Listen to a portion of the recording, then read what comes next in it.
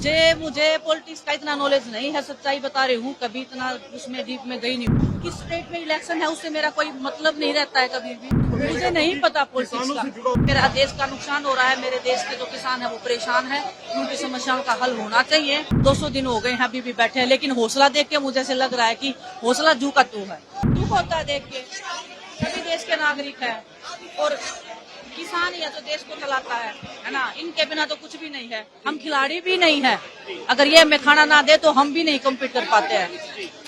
तो बस लाचारी महसूस होती है कई बार कि हम कुछ कर नहीं पाते हैं। हम देश को रिप्रेजेंट करते इतने बड़े बड़े लेवल पे, लेकिन अपने परिवार को दुखी देख के हम कुछ कर नहीं पाते हैं। तो बस सरकार से यही निवेदन है कि सुनना चाहिए। जैसे आपने पिछली बार अपनी गलती मानी थी, आपने माना था कि कुछ गलत हुआ है, उसके बाद आपने जो वादे किए थे वो पूरे करने चाहिए। और ऐसे मतलब हमारा देश ऐसे उन्नति नहीं करेगा अगर हमारे अपने लोग ऐसे सड़कों पे बैठे रहेंगे, तो देश को भी नुकसान होता है इस चीज से। आपको लगता है कि 200 दिन कैसे पूरे हो गए, लगातार किसान मांग कर रहे हैं अपनी मांगों की बात करने के लिए, अभी तक इनकी मांगों को सुना भी नहीं गया, गौर भी नहीं किया। वही बहुत दुख की बात है, वही बहुत दुख की बात है कि 200 दिन हो गए हैं अभी भी बैठे हैं, लेकिन हौसला देख के मुझे ऐसे लग रहा है कि हौसला जू का तू है ना। जब लंबा कोई आंदोलन चलता है तो लोगों में एक उम्मीद टूटने लग जाती है, क्योंकि हम ऐसी जगह से निकले। जब हम दिल्ली में बैठे थे तो हमारे भी हौसले ऐसे होते था कि पता नहीं कब मानेंगे, है ना। लेकिन हौसला देख के ऐसे लग रहा है कि आज पहला ही दिन है। हमारे परिवार को लड़ना आ गया है, शायद उनको पता लग गया है कि अगर उनको अपना हक चाहिए तो मेरे ख्याल से उनको सड़क पे आना पड़ेगा, उनको लड़ना पड़ेगा। और इन्हीं से देख के हमें भी मतलब बहुत हौसला मिला था कि हमें लड़ना सिखाया था, अपने हकों के लिए लड़ना सिखाया था, सच्चाई के लिए बोलना सिखाया था। तो बस मैं शुक्रगुजार हूँ परमात्मा की कि ऐसे परिवार में जन्म दिया उन्होंने, ऐसा मौका दिया मुझे कि इस परिवार को मैं जानूं, इस परिवार के दुख में सुख में हिस्सेदारी बनी रही मेरी। तो बस वही है कि विधानसभा चुनाव भी है हरियाणा में, ये सर मैं आंदोलन जो चल रहा है उसका असर सीधे तौर पर मुझे नहीं पता पॉलिटिक्स का। से जुड़ा हुआ मुद्दा है। किसान जो है वो कब तक नाराज हो रहा है।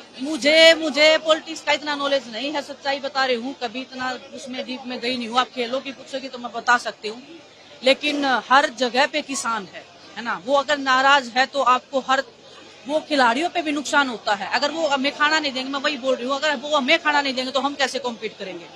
लेकिन वो इतने निर्दयी नहीं है, ये खाना देते हैं पूरे देश को। इतना सब होने के बाद भी ये लोग खुले दिल से पूरे देश को आज भी अनाज दे रहे हैं।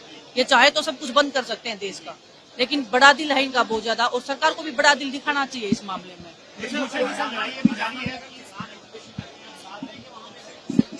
क्यों नहीं देंगे? मैं खुद, मेरी माँ ने खुद किसान मतलब खेत में काम, मैंने खुद खेत में काम किया है। मैं ओलंपिक में बाद में गई हूँ, पहले मैंने खेतों में ही काम किया है ना। तो दुख होता है यही देख के कि क्योंकि लोग ऐसे, कोई भी अपना घर परिवार छोड़ के नहीं बैठता है। हम भी जब दिल्ली में बैठे थे तो मजबूरी में ही बैठे थे, हर कोई मजबूरी में बैठता है ना। इनके पास खेत है, अपने काम कर सकते हैं। ये देश की उन्नति में बहुत बड़ी भागीदारी हमारे किसानों की है, और वो अगर सड़क पे बैठते हैं तो देश को भी नुकसान होता है इस चीज का। सर ये मैं इस चीज के ऊपर बात नहीं करूँगा, मैं अपने परिवार के बीच में आई हूँ। आप लोग अगर इस चीज को घुमाओगे तो इनका जो लड़ाई है, इनका जो संघर्ष है, उसको आप बेकार करोगे। मेरे पे फोकस नहीं है आज, मेरे पे फोकस नहीं है आज, मेरे पे फोकस नहीं है आज। हमारे इस किसान खून के ऊपर फोकस होना चाहिए आपका, ये मेरी रिक्वेस्ट रहेगी आपसे बस। मैं पूरे देश की हूँ सर, मैं पूरे देश की हूँ, मैं खिलाड़ी हूँ, मैं एक भारत देश की नागरिक हूँ। किस स्टेट में इलेक्शन है उससे मेरा कोई मतलब नहीं रहता है कभी भी। मेरे को बस एक ही पता है कि मेरा देश का नुकसान हो रहा है, मेरे देश के जो किसान है वो परेशान है, उनकी समस्याओं का हल होना चाहिए, और सरकार की फर्स्ट प्रायोरिटी ये होनी चाहिए कि इनका हल होना चाहिए। आरोप लगाए गए केंद्र सरकार के। सर मैं आपको यही बोल रही हूँ। आज अगर आप हमारे इस किसान को उनका अगर संघर्ष अगर आप दिखा सकते हो तो उसके ऊपर ज्यादा फोकस होना चाहिए। मैं अपने पे नहीं लेके जाना चाहती, मेरा जिस दिन बात होगा मैं आपको बुलाऊंगी, बात करूंगी, लेकिन ये आप उस चीज को अगर दूसरी तरीके में हम लेके जाएंगे तो इनका संघर्ष बेकार हो जाएगा, है ना। तो आप सब आ रहे हो यहाँ पे, आप लोग इनको कवर कर रहे हो, मेरे लिए बहुत बड़ी खुशी की बात है कि आप लोग साथ दे रहे हो। प्लीज इनके हक के लिए बोलते रहना, क्योंकि आपको भी पता है आप लोग भी कहीं ना कहीं ऐसे परिवार से आते हैं, तो आप सच के साथ खड़े रहिए और संघर्ष बेकार नहीं जाएगा, इतना मुझे विश्वास है, इतना मैं बोल सकती हूँ।